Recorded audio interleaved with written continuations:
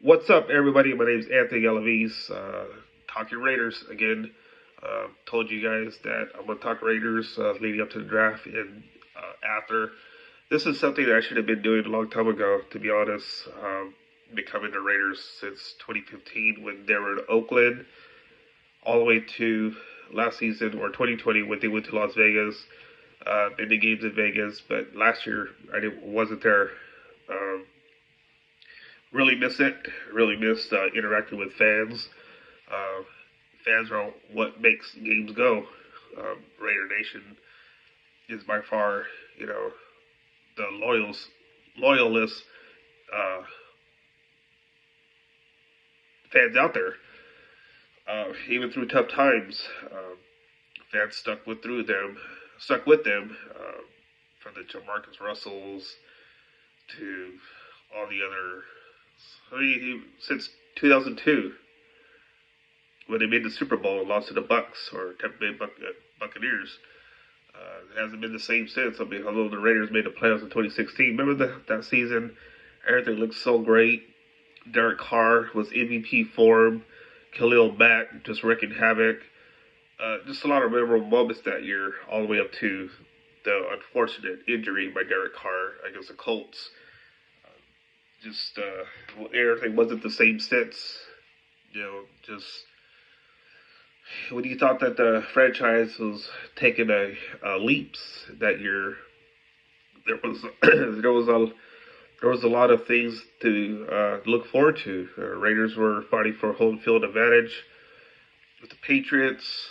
Everybody talked about maybe Raiders and Patriots and AFC for the AFC Championship. That never happened because of the injury. Raiders ended up losing to the Texans in the wild card. And then the Raiders never made the playoffs since. See, like 2 seasons ago, right? Derek Carr's last year, I believe. No. The year before that, when they made the playoffs, because Derek was benched by Josh McDaniels, and now he's with the New Orleans Saints. But nonetheless, here we are, 2024, April 18th, 2024, wondering what the Raiders are going to do in the draft that will take place next Thursday from Detroit, Michigan. Um, you know, the first round selection by the Raiders is going to be pivotal. Why pivotal? Because they could go in any direction with that pick at 13 if they choose to stay there. Uh, if they choose to stay there, I can see them taking a tackle or even a quarterback. But I also see, as I mentioned yesterday, there's talk or whispers about the Raiders taking Michael Penix with that 13th pick. Personally, I don't think he's first round material, more like early second round.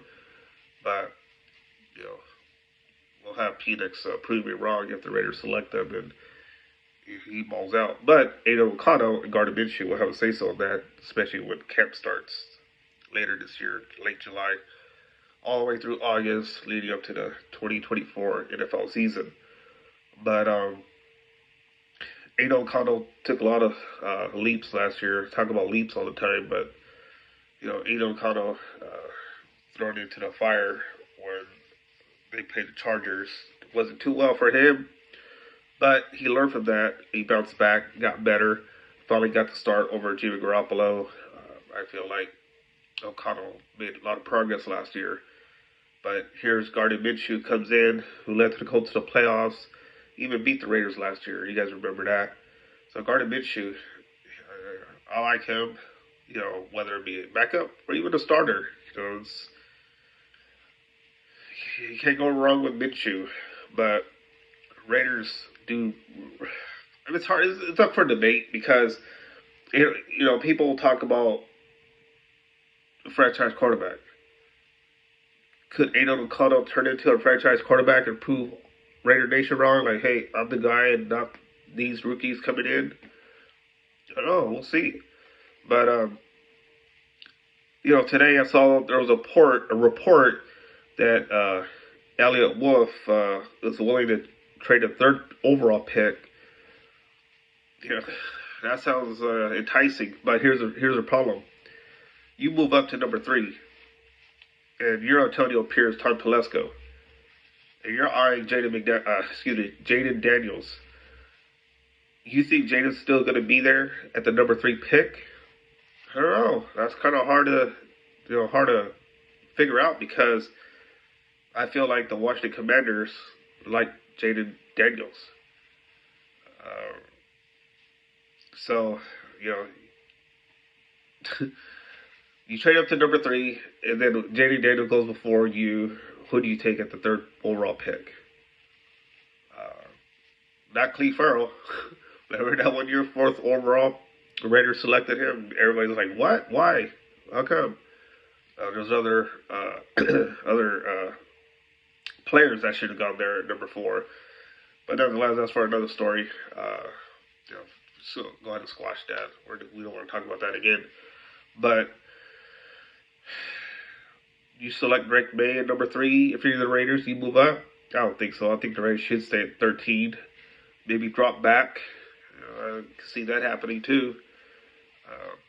If Penix is the guy that you want, you might want to maybe trade back. But at 13, there's other tackles out there that are available that should be drafted, like a Joe Alt if he falls to 13.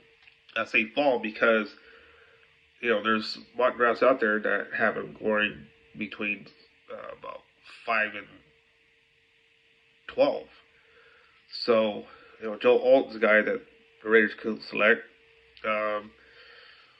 But I feel the Raiders should stay.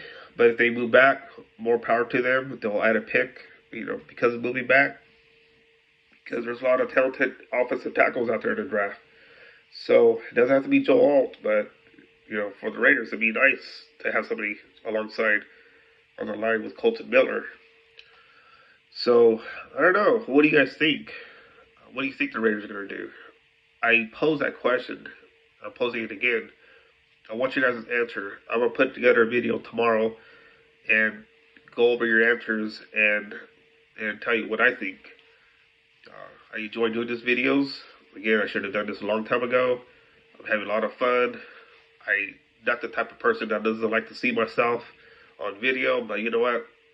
I'm getting rid of that fear because I want to be open and honest, give you guys Raider coverage. I know there's other podcasters out there. My fellow colleagues that I've known. Holden Carpenter has a good podcast out there. Great guy. Met him several times. The Athletic, they have their own podcast. Vic Tafer, Tashawn Reed, 2 exceptional guys. So, guys, like and subscribe my YouTube channel because I want to make this thing grow. And I can't make it grow without your guys' help. So please help me. Let's get this going. Any feedback will be greatly appreciated. Again, my name is Anthony Galavis, coming at you on a Thursday afternoon. Have a great night.